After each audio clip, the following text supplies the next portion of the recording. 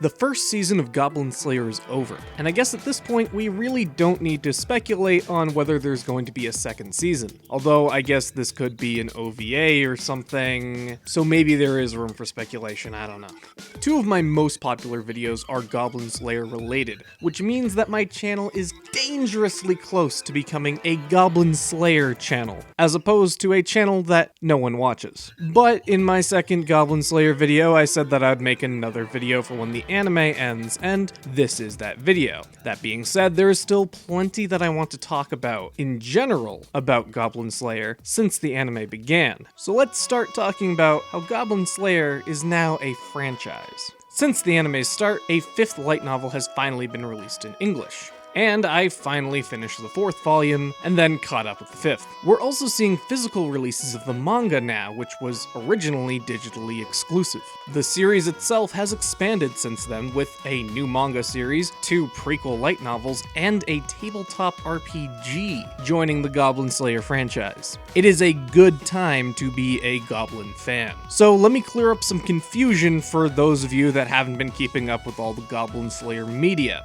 The newest manga, Brand New Day, is adapting short stories from Volume 4. Year 1, the prequel light novel about Goblin Slayer's first year as Goblin Slayer, has its own manga adapting it. The stories in Brand New Day stand by themselves well enough, but it's probably a good idea to be caught up with the Goblin Slayer manga or light novels before actually reading it. Year 1 and the Sword Maiden book might get their own video at some point, so instead I'll talk about Volumes 4 and 5. There are 10 short stories in Volume 4, and as with most light novel short story collections, some are hits and some are misses. Although I'll say right now that this collection doesn't have any outright stinkers. 6 of the 10 stories are pretty good, and the ones that are weaker tend to be more of the slice of life stuff. And while that doesn't appeal to me necessarily, if slice of life is your sort of thing, these aren't horrible slice of life stories. Volume 4 fleshes out the background characters really well, and it gives us a fun little story about Lancer, Guts, and Goblin Slayer going on a non-goblin hunting adventure. The whole time, Goblin Slayer is basically complaining that there's no goblins to slay. That one is probably the gem of this collection, but special mention goes to the chapter of the 3 of them some months ago, which shows how Elf, Dwarf, and the Lizard all met, and provides us with some background details for these main characters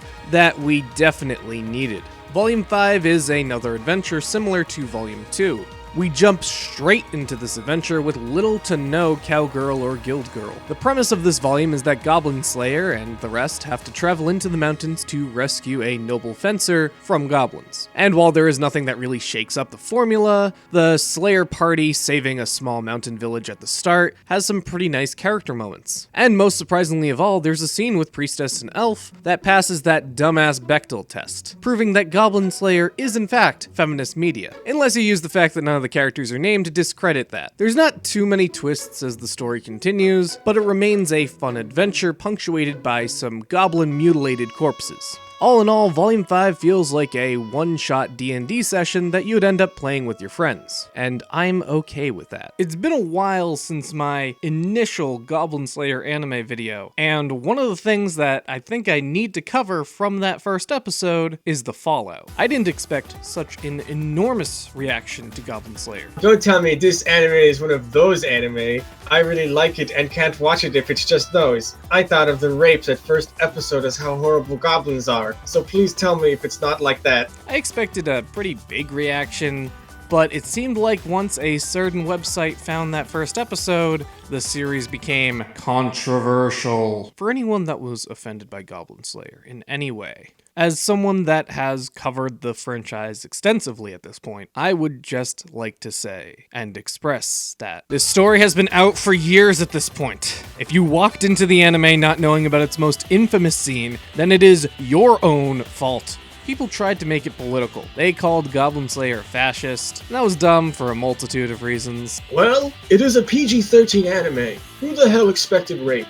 Even if it was properly rated, it was still just sexist rape shit for the sake of setting a tone. Some people whine that the adaptation was bad because it cut flashbacks in the first episode, but honestly, I think that going too far into the backstories and flashbacks would have disrupted the pace of an episode that's already packed full of characters that don't make it past the first episode. You have more room to put in fluff in a manga and light novel than you do with a strict time limit that TV anime has. And I feel like the outcome is the same in both ways. The goal is to hate goblins, not really to develop characters that aren't going to be mentioned after this episode. In any case, after that first episode, things calmed down. Basically because in Goblin Slayer, things calmed down after that first chapter. The rest of Goblin Slayer is a D&D campaign with a pragmatic protagonist, not really anything like Berserk or Dark Souls. And I bring this up because almost any time anyone recommends Goblin Slayer, it is either the newest Berserk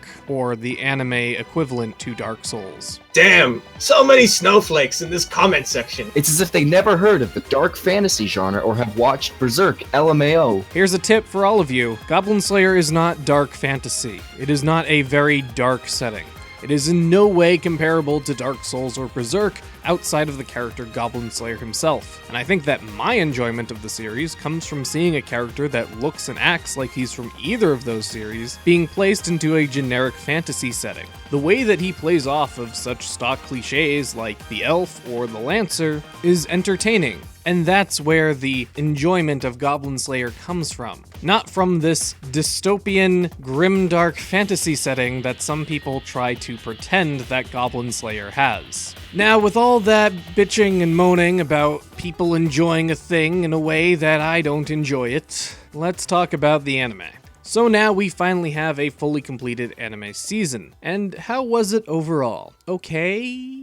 I was hyped coming out of the first episode, but honestly, other than being familiar with the story, there wasn't a whole lot keeping me watching week to week. There are some high points in its animation, but also a lot of lows, and I think that ultimately it kind of just averages out to okay by the end of it.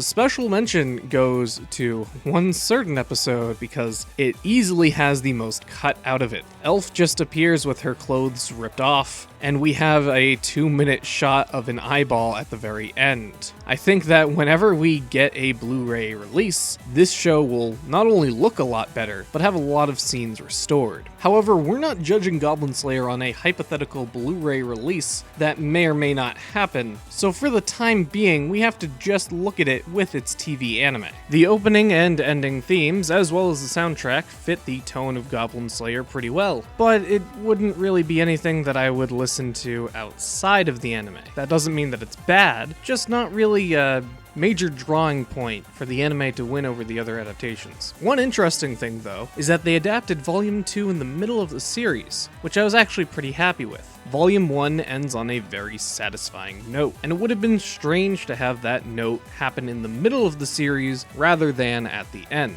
So they basically adapted Volume 1 up until the last story, then did all of Volume 2 and swung back to 1 for the ending. While this makes a few things a little weird, like the face reveal of Goblin Slayer since he had already slept with Priestess, this was absolutely the right choice and decision to make. And honestly, this is what I expected them to do, or what I would have done in their place. But unfortunately, a lot of the meta elements were cut down. Outside of brief hints, there's not too much referencing the D&D game of the gods that is being played out behind Goblin Slayer. However, I did enjoy the anime's scene with the hero and her party. They're well animated and they reinforce that Goblin Slayer is not the main character of this world. And there was some other stuff that is seemingly cut out of the anime that I expect might be included on future releases. Ultimately, between the anime, manga, and light novel, if you want to fully experience Goblin Slayer, I'd stick to print media. The anime is good if you really haven't had that much exposure to Goblin Slayer before and want a taste of what the series is like, but I think if you want to get the most out of Goblin Slayer, you need to read the light novels. Failing that, you need to read the manga. since the manga adaptation has been very, very faithful. So honestly, if you are just more of a fan of manga than you are of novels, go ahead and read that. But now, let's talk a little bit about the future of Goblin Slayer. The title card at the end of the anime subtly hints at future anime releases. It's a real blink and you'll miss it sort of thing. But what's in store for Season 2? Ideally, Volumes 3, 4, and 5.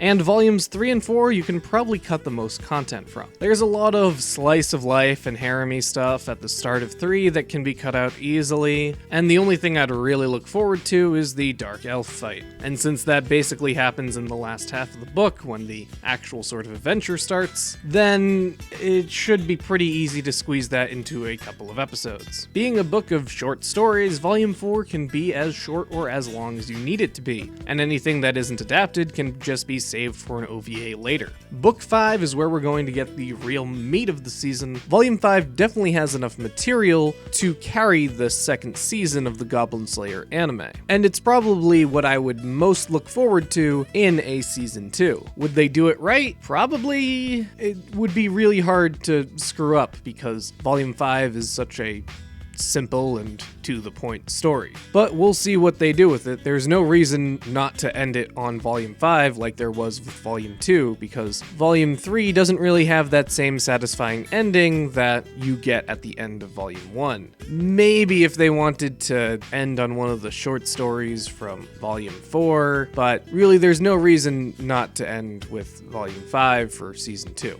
Then we have Year 1, and maybe this will get its own TV series, OVA, or maybe if the franchise does incredibly well, a movie. But I think it's way too early for that, and even so, I don't think Goblin Slayer's getting a movie anytime soon. But what's the future of Goblin Slayer on Japanophile? Well, I don't want to flood this channel with Goblin videos over and over again. The first episode of Season 2, if there is actually a Season 2, you'll see a video from me. The only other Goblin Slayer related thing that I'd consider making a video on would be Year 1 and the Sword Maiden novels, if I end up reading those and enjoying them a hell of a lot. And possible third contender would be a Goblin Slayer video game of some sort. Or maybe if I shell out the money for the tabletop game whenever that comes out in English. But that's all tentative. Until then, if you want to keep watching my stuff, I'm still going to put out plenty of non-Goblin Slayer related videos, you know, the stuff that you guys like so much. So check out my Asian Oddity videos for obscure Asian movies, and my Japanophile episodes for hour-long rambling rants about Asian movies and other Japanese topics. I'm gonna try to transition more into anime on this channel now, since I feel like there's been a lack of that